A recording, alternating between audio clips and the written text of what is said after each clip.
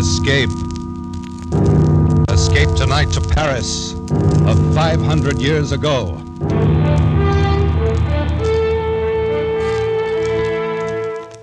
The Columbia Broadcasting System and its affiliated stations presents Escape, a new series of programs of which this, the fifth, is The Sire De Maletroits Door by Robert Louis Stevenson, produced and directed by William N. Robeson.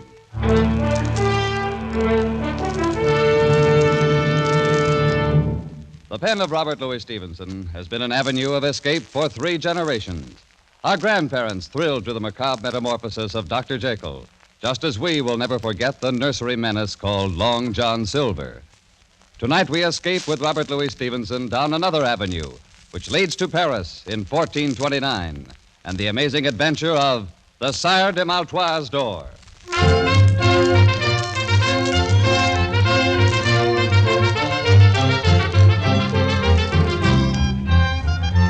Dark of the moon, 1429, Paris. The House of Burgundy holds the throne of France, and English men-at-arms patrol the narrow streets. Troublous times for any man to be lost, on foot, at night. Psst! You there! Over here by the wall. What's this? Now the shadows themselves are speaking. I'm no shadow. A real live human being. I've managed to get myself lost in these confounded alleys. Can you tell me where I am? Well, now, a fine young cavalier, no less. And he's lost. I'm trying to find the Beau-Sant Inn. Will this street lead me there? Lad, one street is as good as another, and none of them will ever lead a man anywhere. Oh, come now. You must know something about this part of Paris. Think, man, a patrol may pass at any moment. You're wanted, then. I have a safe conduct pass from the captain of the garrison. Safe conduct, he says. And to find what a good that'll do you here in the dark of the night. Well, you're certainly not helping my chances any. No, lad. The only safe conduct you have is that sword swinging at your side. Wait, quiet. A patrol. They're coming this way. I'm inclined to think you're right. I've got to run for it. Tell them nothing. And I should tell what to whom? Wait, halt! Someone's there. Speak up. Who are you? Speak up, is it? And you a blundering pack of 2-day grenadiers that walk like a herd of cattle, such as me? Speak up. That served with the mad Prince Charlie himself. May he rest in peace. An old campaigner, eh? Hey, where you from, soldier? Fontainebleau, from a smarter outfit in bivouac than the likes of you in quarters. A bit in the scups, eh, man? Seen anybody about, old-timer? Naught but shadows and tankards of ale. Fine French cavalier who departed hence without a by your leave just now. Where'd he go? Oh, who knows? Perhaps he went one way, maybe the other.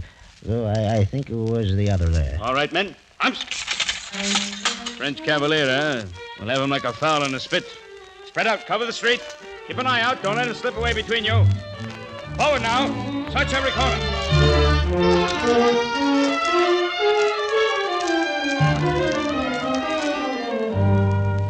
Oh, the fool.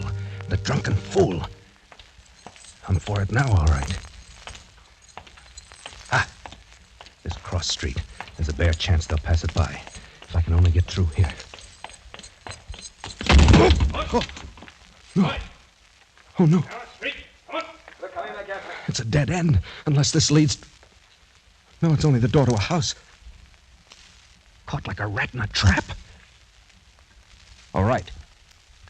If it's so written, then so be it. With a bit of luck, there'll be 2 or 3 go with me. Huh? The door. It's unlocked. I can push it open.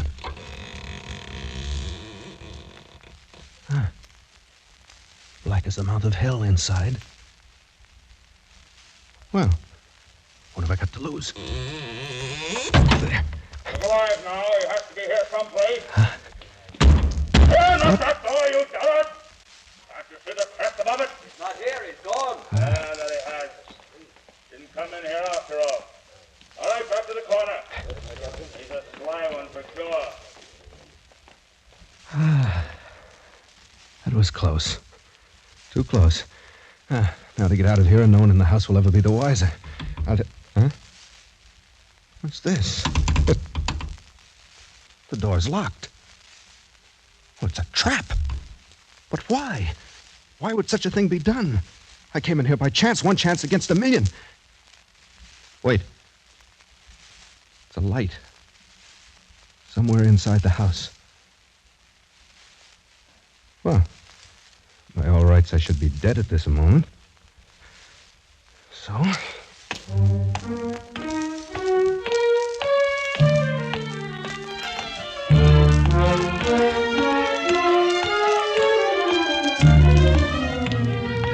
Come in, young man.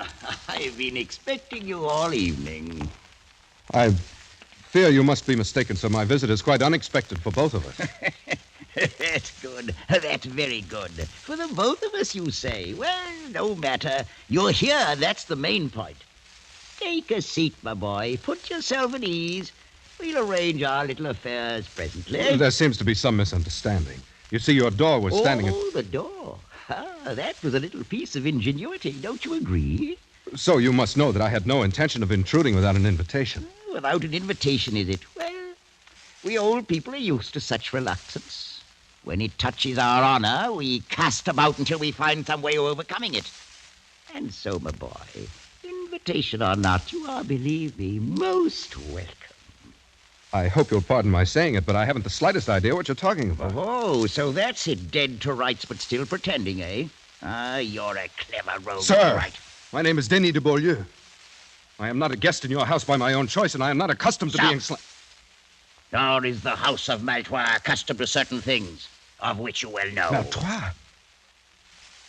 I should have expected better treatment at the hands of one of the most honored families of France. Honored indeed, until you, Monsieur de Beaulieu, took it upon yourself to dishonor us. Sire De Maletroits, I have attempted to explain that I took a stand before your door to fight off a patrol which I'd encountered in the street.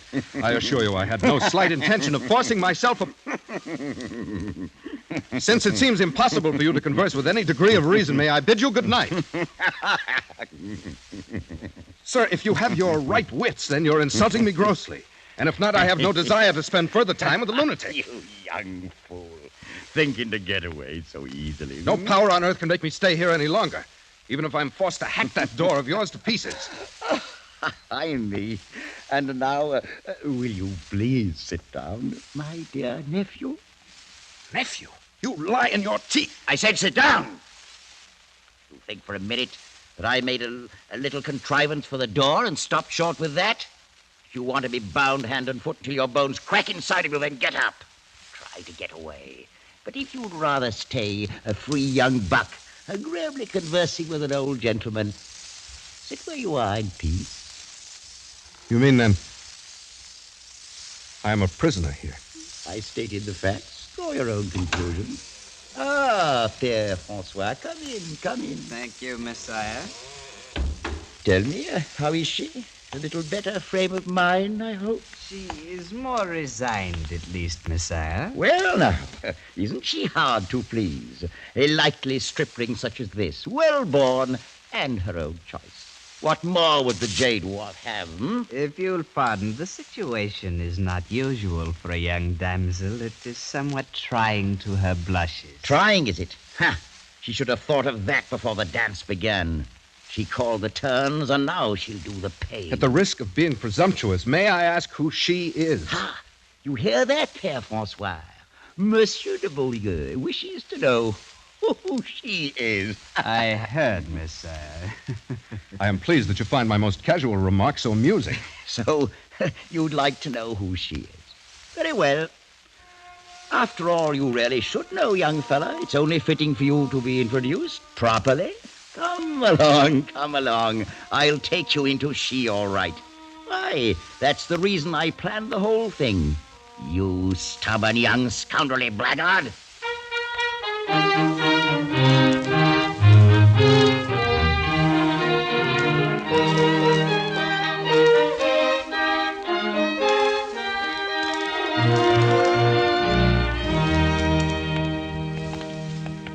Come along, my boy.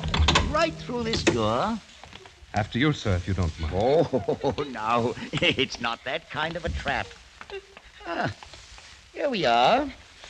How are you, my dear? Oh, please, Uncle. Please have some pity on me. Pity?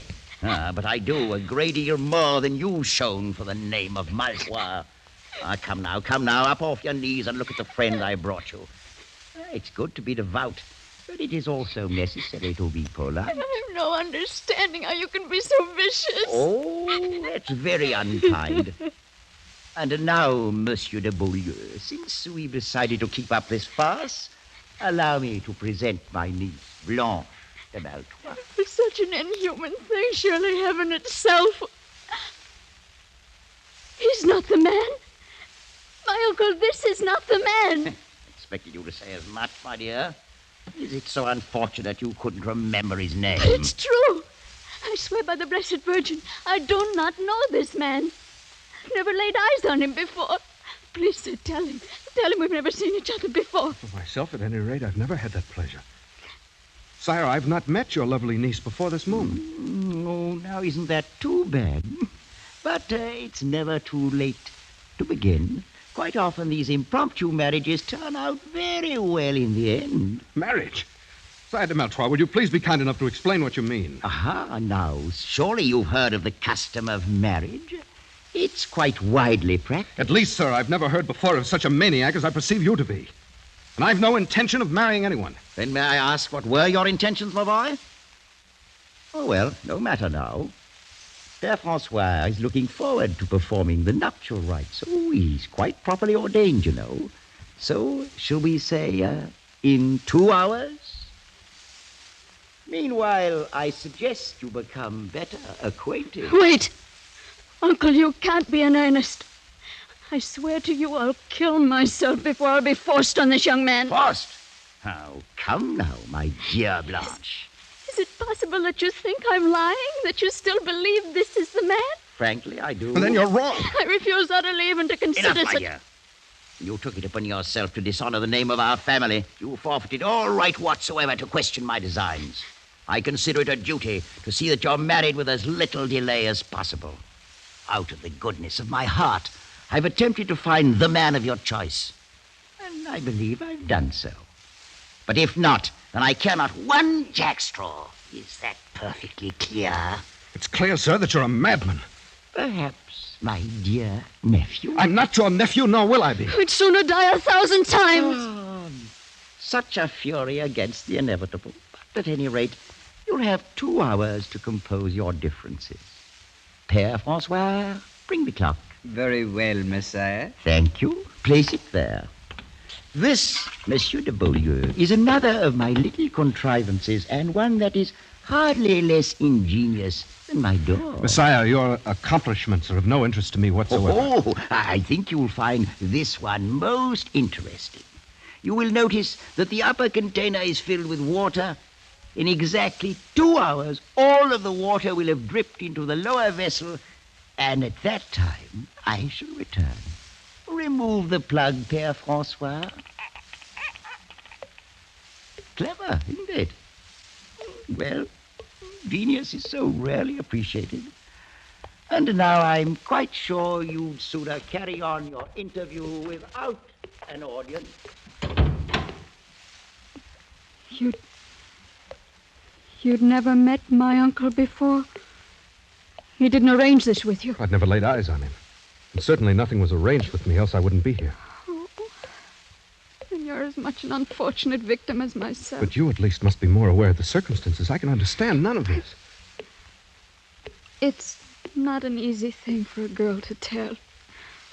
Whatever you may think of me now, I fear you shall think the worse when I've finished. Words are but words. But your manner encourages respect. Thank you, monsieur. I've lived all my life with my uncle, and I've not been happy. 3 months ago, a young captain of the guard began to stand near me in the church. Oh, you must understand. I gave him no encouragement to do so. Oh, quite so, I understand. He was handsome, of course. As a matter of fact, very. After a while, he began to pass me notes. He found me pleasing, wanted to meet me, and seemed most interested in me for some reason. I can believe that. This morning, he passed me a note urging me to leave the outer door open tonight so that he could speak a few words with me on the stairs. Oh, this is most difficult for me to tell, monsieur. I'm sure he meant no harm. I've no idea how my uncle came to suspect. Sometimes his shrewdness becomes almost diabolical. After church, he took that note from my hand, read it, gave it back to me. I've been kept in my room all day, knowing nothing of what he might be planning. So that's it. By pure accident, I've blundered into a trap set for someone else. Had my uncle brought the captain himself, the thing still would have been confusing. How should I know that he may not have been trifling with me all along? But to be forced into a situation with you, a perfect stranger... Your regard for me is quite clear, mademoiselle. I regret appearing as a disappointment to you. I believe you said he was very handsome? If that were all. There's more? I mean, monsieur, that you yourself are quite handsome.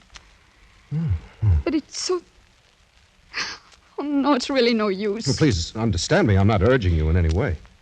Urging, monsieur? I'm accustomed to meeting young ladies upon occasion who are quite ready to accept me as something beside a convenient substitute for some handsome captain of the guard. I've no doubt of it, monsieur. And to correct a mistaken impression you seem to have, I'm well aware that you're doing no urging. And were you to do so, I should neither listen to nor give it any consideration whatsoever. It's well that we both understand one another. Quite so.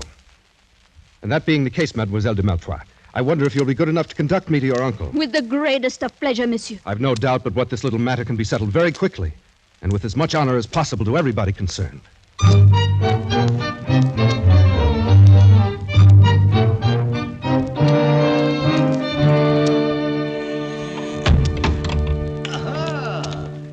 The full 2 hours weren't necessary. Already harmonious accord rises triumphant. On the contrary, Sire De Maletroits, your assumption is entirely false. Oh, what a pity. Well, Père François, there's nothing to it. We'll simply have to wait a while longer. As you say, Messiah. I fear it may be much longer than you think. In fact, forever. That's a very long time indeed. And you, my dear niece, what are your sentiments in the matter? I will not marry this man. Do what you may, uncle, I will not marry him. Right back where we started. Can it be that our young friend is lacking in perception, Père François?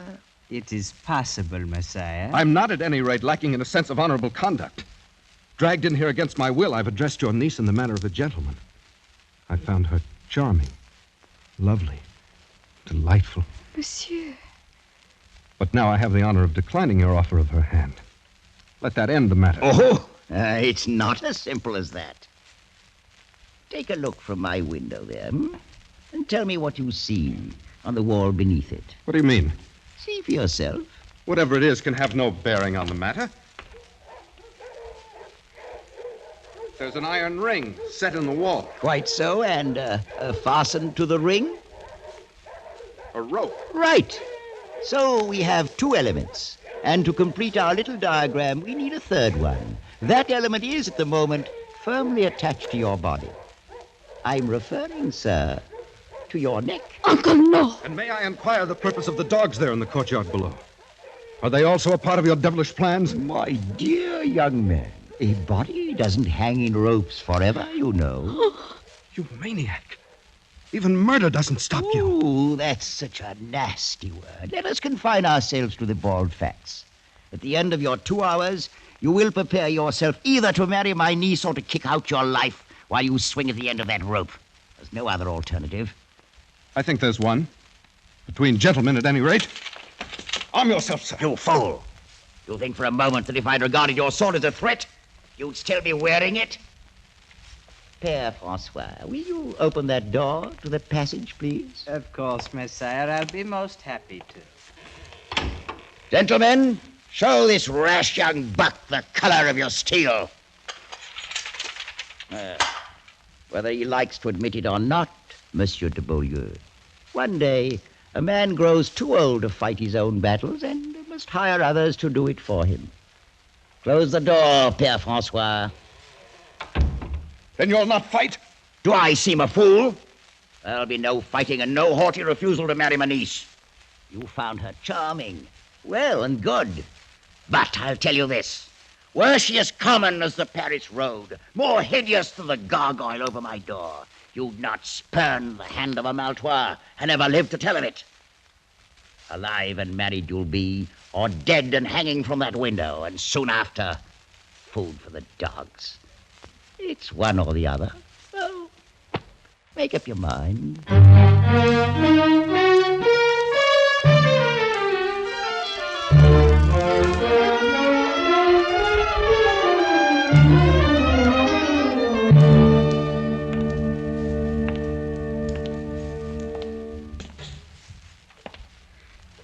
Please, Monsieur de Beaulieu, why do you not sit down? Your concern is most gratifying, mademoiselle. But since I have such a short time to live, I doubt that I'll grow very tired. If the time be short, then why do we waste it in formal speeches? As you will. Listen to it. Drip, drip, drip. That devilish clock, like an artery opened and life's blood itself dripping away. Well, I've sat here and thought until my whole mind's in a great whirl. Please, you really shouldn't trouble yourself so much. I can't bear to have you slain for my sake. Monsieur de Beaulieu, I will marry you gladly. You must think, then, that I stand very much in fear of death. Oh, no. I've had reason to see that you're no coward. I've asked for no pity. If a thing has to be, then that's the end of it. Oh, sir, you misunderstood me. Why, the great nobility with which you faced my uncle should have removed all question about your bravery had such doubts existed. That is most kind of you to say so. Not, of course, that anyone could raise such questions once they'd seen you. Death's another incident. That's all. Oh, but life's a better one. You'll agree, then? I'm afraid you underrate the difficulty. What your generosity offers me, my pride prevents accepting. In this moment of noble feeling toward me, aren't you forgetting what you already owe to someone else? Monsieur! He never really mattered. Mademoiselle, my very life's the forfeit here. One I'll pay gladly if it be of service to a lady, but to tell me it's for something that never really mattered. Please don't be so cruel. Cruel, you forget. I'm the one who's going to die, not you. I've not forgotten, monsieur. Yes. You'll enjoy tomorrow's sun like any other days. And tomorrow night, perhaps you'll see him again. And of course, I'll be forgotten. Oh, no, never. But it's all a man can expect when he's born into the world, death at last. And some piece of ironic misfortune. Oh, don't say those things. I can't bear it. Oh, if I've said anything to wound you, I'm sorry. It was for your own sake, not mine. Thank you. Please.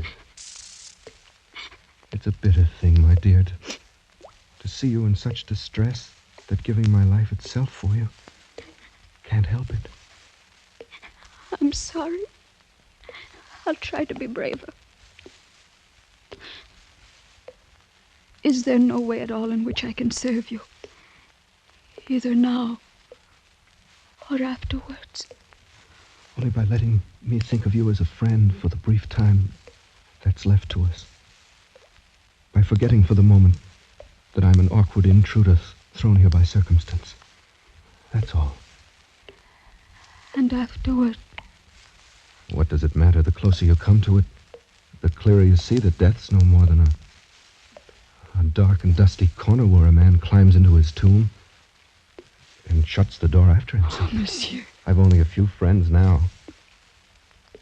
And once I'm dead, I've no doubt that I'll have none. You forget Blanche de Maletroits. You're very sweet. Any young man in France would be glad to trade places with me and die for you. You value the small service I do you far beyond its worth. I'll not have you thinking so meanly of yourself. Look at me. Would you say that beautiful? I think the most beautiful girl I've ever seen. I'm glad of that. Tell me, is there a man in France who can say he's been asked in marriage by a beautiful maiden, asked from her own lips, and refused her to her face? Oh, no. I know you're a man and half despise such a triumph. But any woman knows more of what's precious in love. But remember, you asked me out of the pity of your heart, not for love. Oh, you're so sure of that? Must I bear my very soul like a merchant showcase? You're very good. As good as you're beautiful. I'll not forget it for the time that's left me. Very well. I, too, have a pride of my own. If you'd turn back now from your word, I'd no more marry you than I would any stranger off the street. It's a small love that shies at a little pride. The dawn's starting to break. Yes. My uncle and his men would come here any moment. What shall we say to him? Anything you will.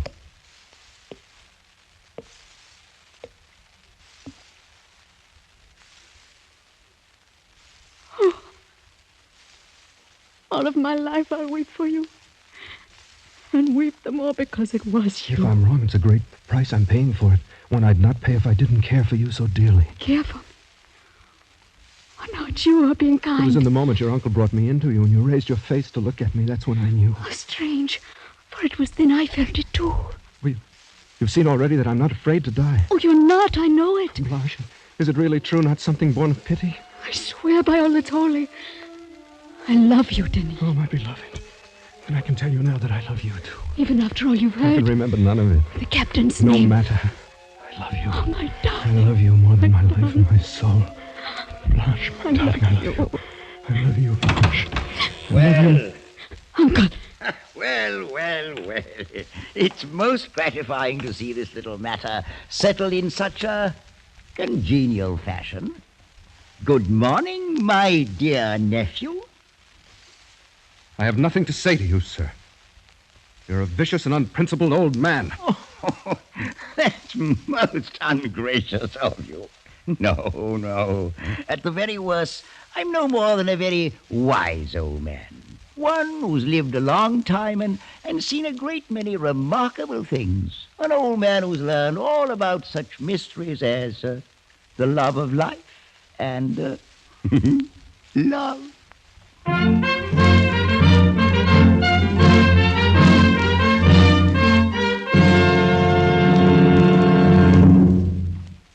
The Sire De Maletroits door by Robert Louis Stevenson was adapted for radio by Les Crutchfield and produced and directed by William N. Robeson, with Elliot Lewis as Denis, Peggy Weber as Blanche, and Ramsey Hill as the Sire De Maletroits. The special musical score was conceived and conducted by Cy Fewer.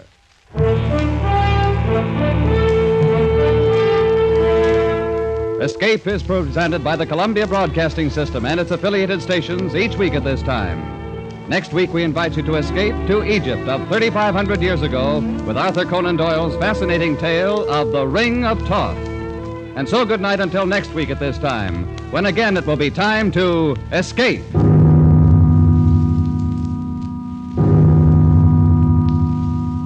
This is CBS, the Columbia Broadcasting System.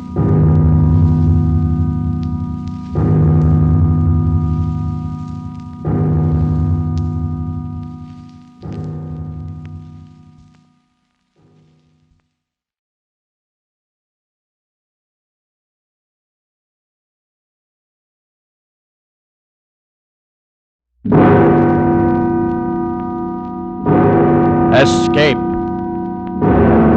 Escape tonight to ancient Egypt.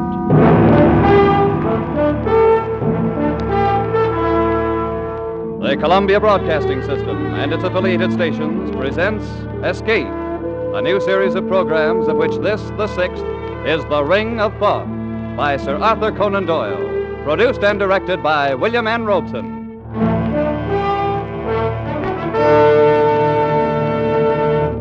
Wherever the English language is spoken, Sir Arthur Conan Doyle is known for two things: his immortal character, Sherlock Holmes, and his unshakable belief in life beyond the grave. So great is the stature of Sherlock Holmes that Conan Doyle's earlier stories are all but forgotten. Stories like The Ring of Thoth, which so clearly anticipates the author's later fascination with spiritualism. We invite you now to escape to ancient Egypt and The Ring of Thoth, an adventure told in the words of John Vansittart Smith, British Egyptologist.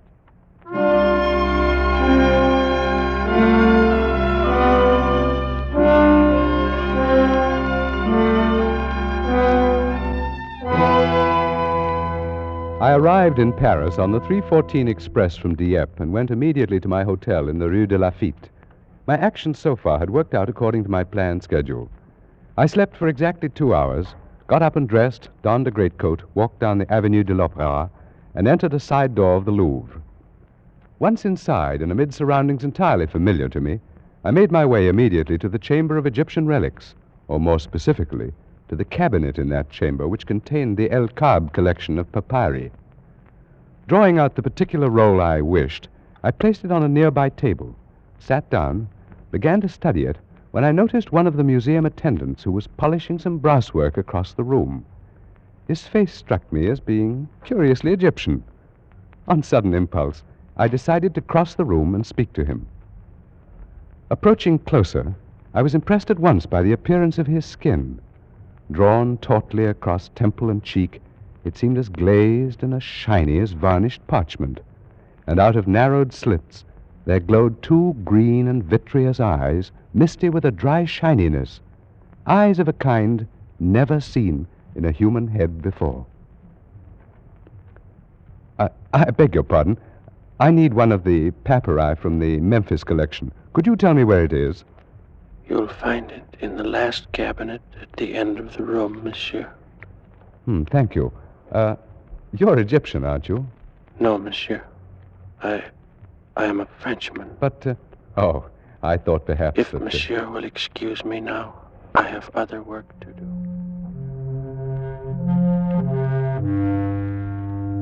I went back to the table and took up the papyrus I had been studying before. But my former calmness in translating the intricate hieroglyphics was gone, and out of the depths of my mind welled a feeling of terrible familiarity. I concentrated more deeply on my studies, pushing aside those thoughts conducive to mental turmoil, and at last, worn out by the inward struggle, I fell asleep.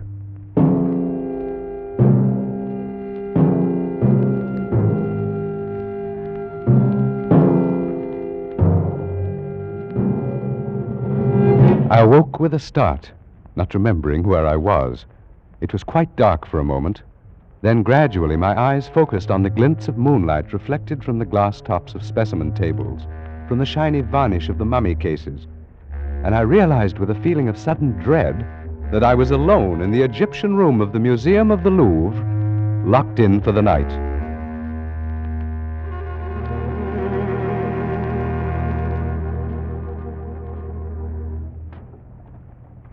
And I saw at that moment, approaching through the moonlit halls, a dim yellow flame.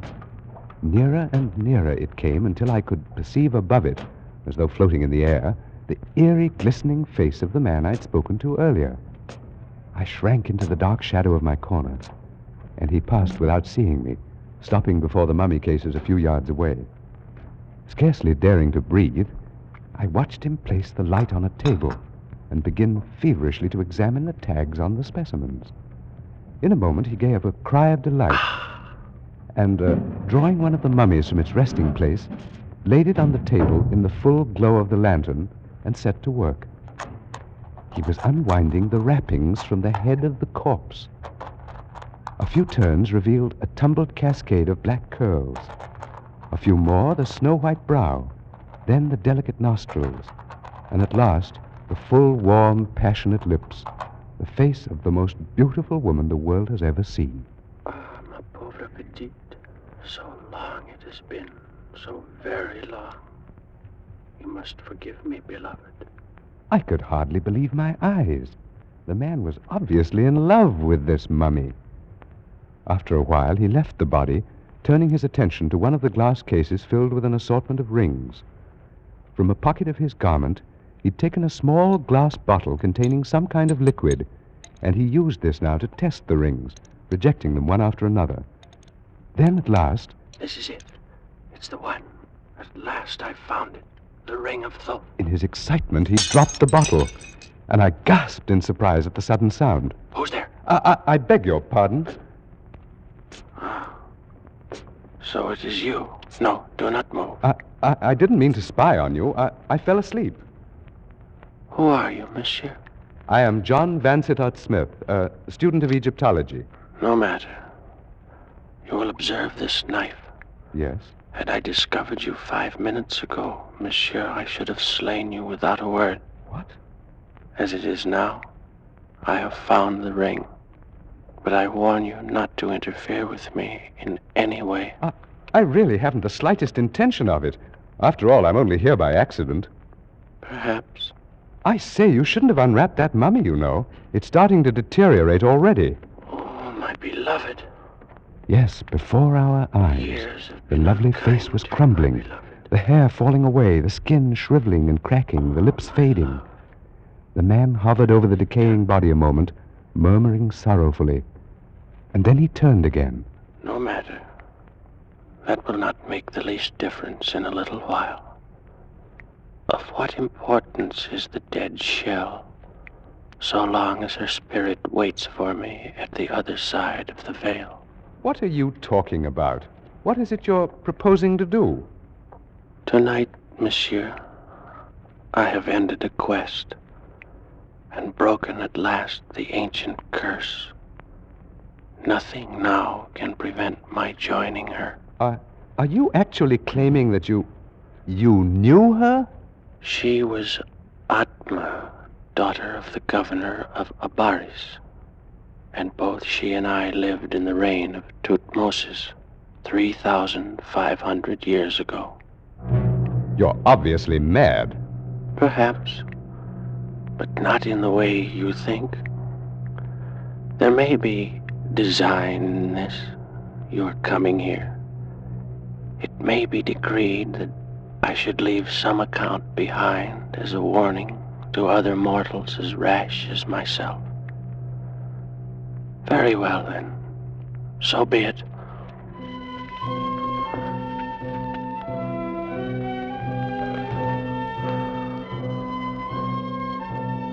I am, as you surmised, an Egyptian. My name was Sasra, and my father had been the chief priest of Osiris in the great temple of Abaris, which stood in those days upon the Bubastic branch of the Nile. I was brought up in the temple and was trained in all those mystic arts and sciences known to the priesthood.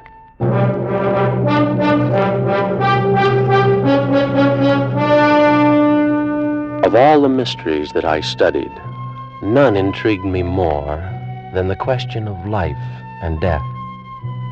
And even to this question, in time, I found an answer. But for a man to live beyond his allotted span of years, Master Sastra, the gods have not so ordained it. Then perhaps they will have to revise their ordinances now that I've discovered their secret. 'Tis not well to jest. I tremble, for though I've labored in your service for a year, I knew not the goal of your endeavors. May Osiris forgive me. Ah, what a pity you look upon it this way.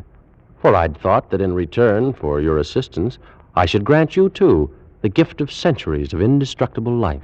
I would not have it, Master Sastra, and I beg that you, too, forgo it. Forgo it? I introduced the fluid into my veins 1 month ago. Oh, no. Then you are lost indeed. Lost? Do you call this being lost? Let's see now. My heart should be about here. Oh, that knife. No, don't. Master, you've killed yourself. Not at all. See? It bleeds a little. But in a while, the wound will close up, and that's all. It's immortality. No, I shall not live forever. But for 5,000, perhaps 6,000 years, I shall be immune from all dangers of violence, poison, disease, starvation. You cannot die?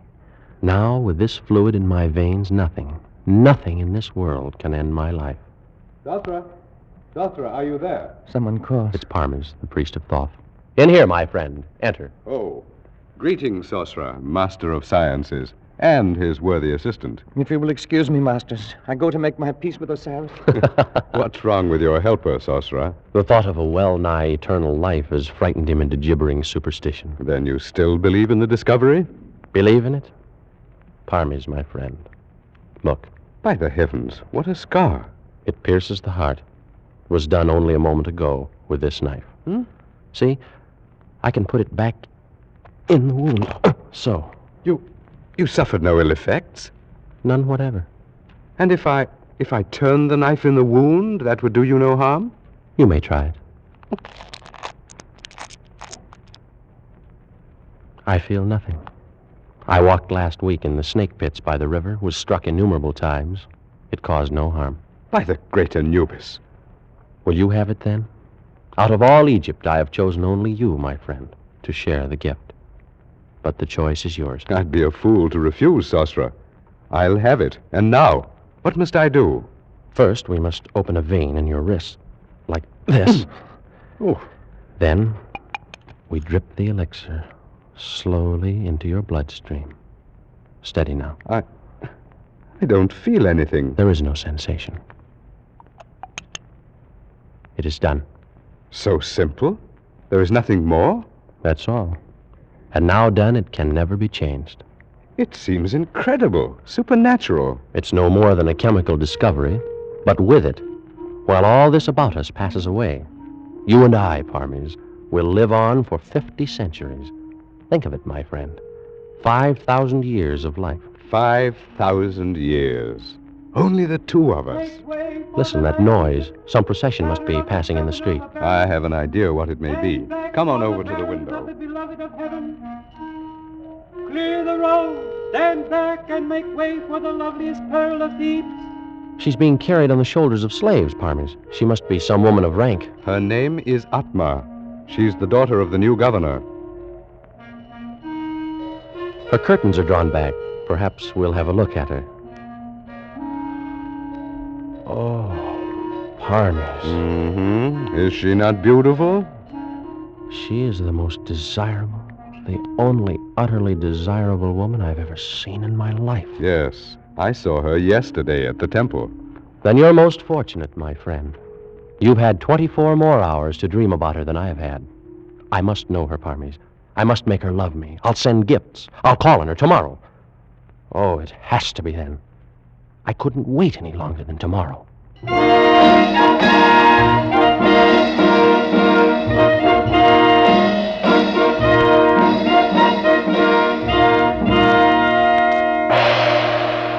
visitor calls upon the beloved of the universe. He is Sasra, priest of the temple of Osiris. Well, bid him approach.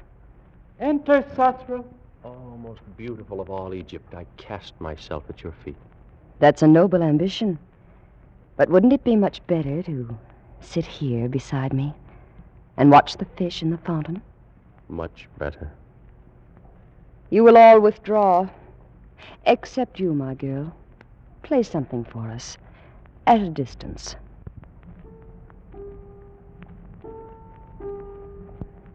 Well, Sasra, for so I understand you're called, am I to deem this an official visit by a master of the temple? Oh, Atma, my beloved. That is, no, it is not official. Oh? Perhaps then you wish to see my father on personal business of your own. Oh, no. No. I shall pay my respects to him at some other time. Then could it be I you've come to see? Yes, yes. And since you've said the visit's not official, your reason must be a personal one. Oh, it is. Well, what is it? Atma, I have known women who are famed for their beauty throughout the valley of the Nile. But not one, not all of them, are so lovely as you. How thoughtful of you to come here and tell me. Atma, I've no wish to intrude my desires, my hopes, beyond such extent as you may wish to hear. But, I'm finding this very difficult. Sasra, I've been told that you're a master of science, that you've unlocked the secrets of the universe, learned all the mysteries of nature itself. Your informants have been most generous. Yes, I'm inclined to think so. What? Because you've discovered nothing at all about such a simple thing as a woman's heart. What do you mean? I come from Thebes, and the women of Thebes are warm-blooded, passionate, and we know what we want. Atma. I saw you first 3 days ago. Why do you think I told my bearers to carry me down that street beneath your window?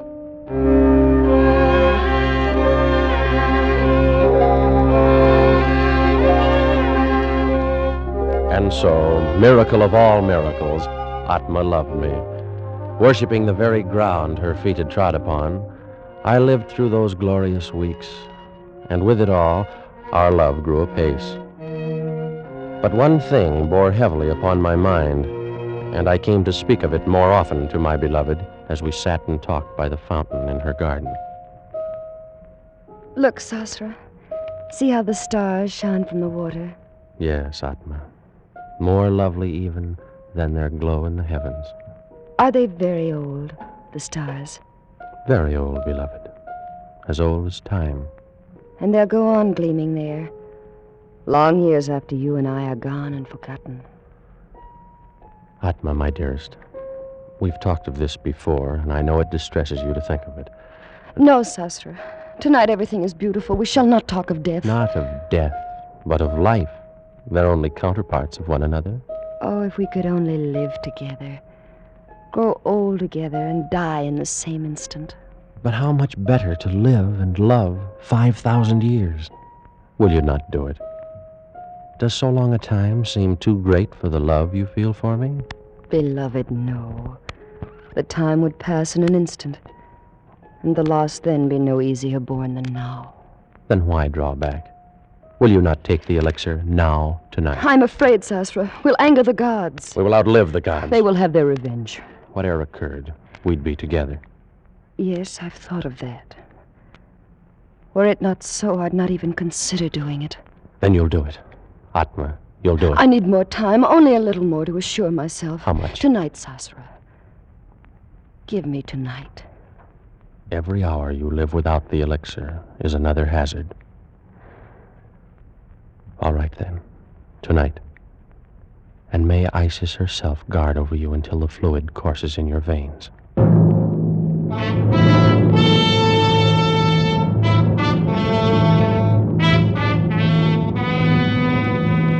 And so, on that accursed night, I went to my chambers and slept. And while I slept, the moon of Isis shone over the delta of the Nile. Shone but to light as foul a scene as was ever done on earth. Some hours had passed away.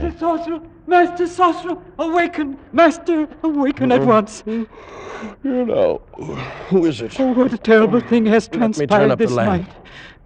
You're one of Atma's slaves. Why do you come here? Oh, Master, Master. What has happened? What's the matter? Speak. It is she, the light of the world. Tell me what has happened to her.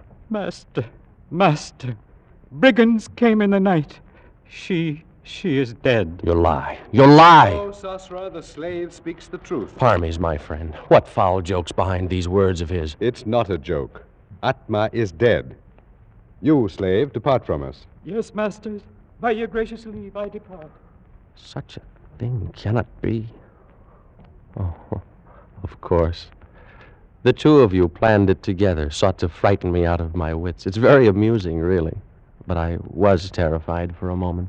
Atma no longer lives. She was stabbed to death only a short while ago. No. Oh, no. She can't be dead. She is dead, Sosra, and for all eternity. I must go to her. Surely something can be done. I killed her. What is it? What has happened? I killed her. Oh. I struck her through the heart with this very knife. You, Parmes. Why? Because she loved you. Why? And because I loved her. You, my friend. She would not look at me. And for that you would lose her to both of us forever? To both of us, Sosra? I think not. By the living Osiris, give me that knife. That's it. Strike. Again. Here's the heart. Here, strike. Again and again, Sosra. Wait. What foolishness. I cannot kill you. You're wrong, Sosra. You have killed me. Those were grievous blows. But the fluid, that cursed elixir of life, it runs in your veins as well as mine. True. But in mine is also the antidote. You lie. There is no antidote. Yes, day and night. These many weeks I've worked, and I found it. You couldn't have. Is there more of it? Yes, a very little. But you'll never find it. Where is it? Tell me where it is. In the ring, Sosra. In the ring of Thoth.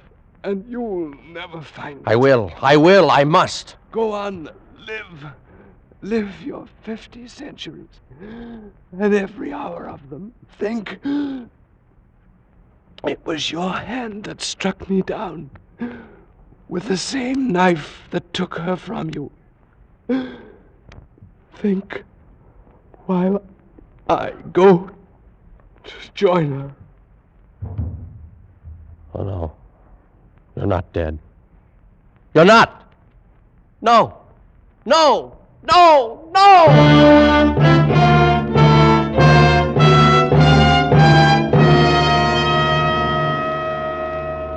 For months, I searched the papers, test tubes, and the chemical flasks in the chambers of the dead priest of Thoth.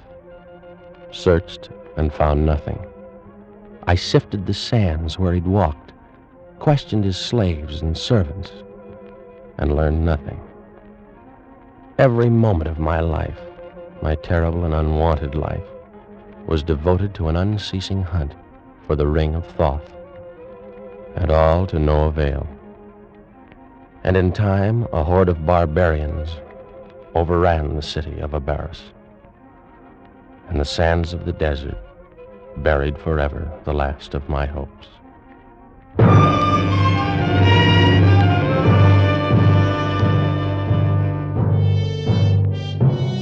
And so began the deadly march of the centuries.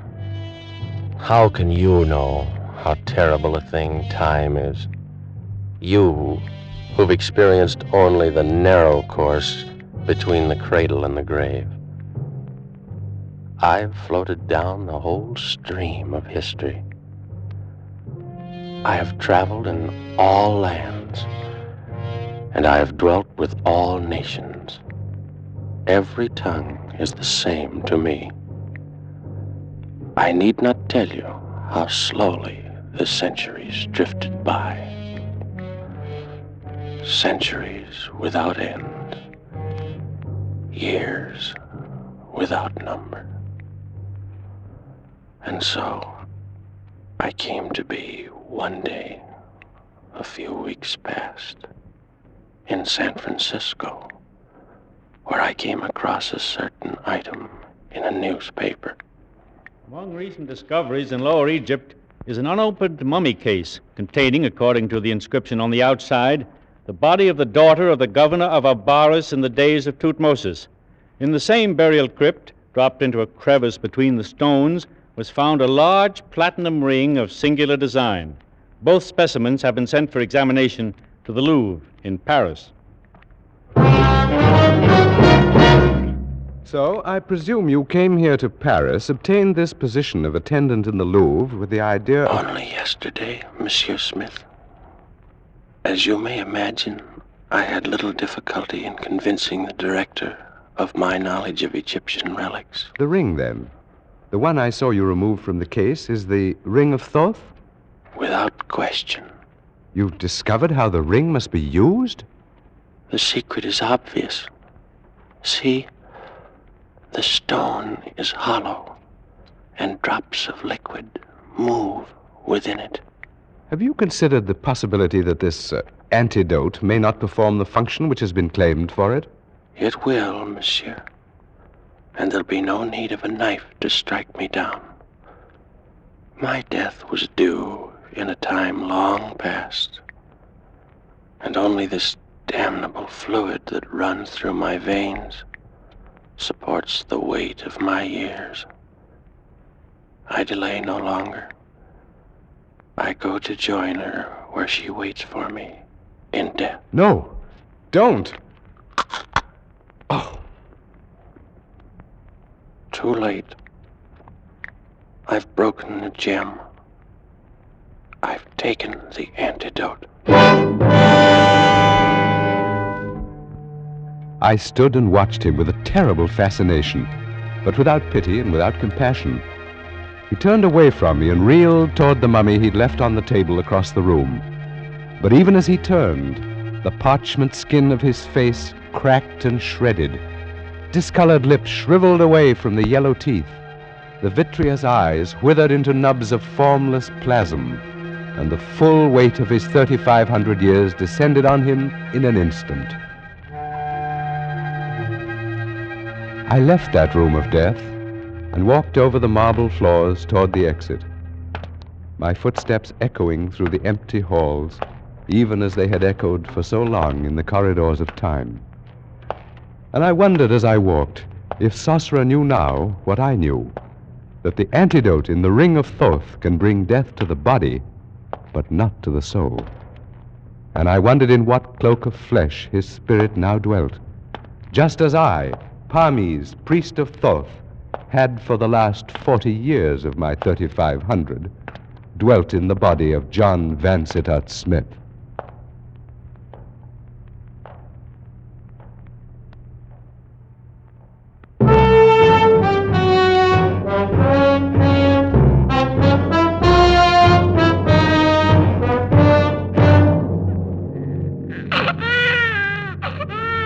Doctor, he's so little and so red. Well, now, he's only 2 days old. But he doesn't look a bit like either his father or me. Give him time, my dear. All babies look pretty much alike when they're first born. Well, I don't know. His eyes or it's silly, of course, but he looks like an Egyptian.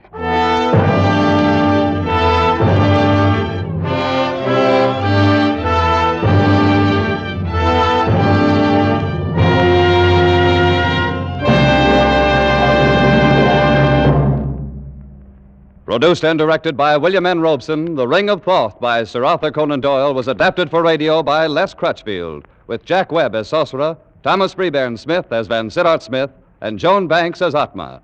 The special musical score was conceived and conducted by Cy Feuer.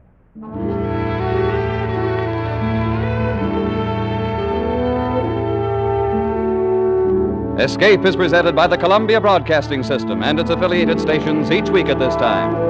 Next week, we invite you to escape to a raft in the South Pacific with John Russell in his unforgettable story of human frailty, The Fourth Man. And so good night until next week at this time, when again it will be Time to Escape.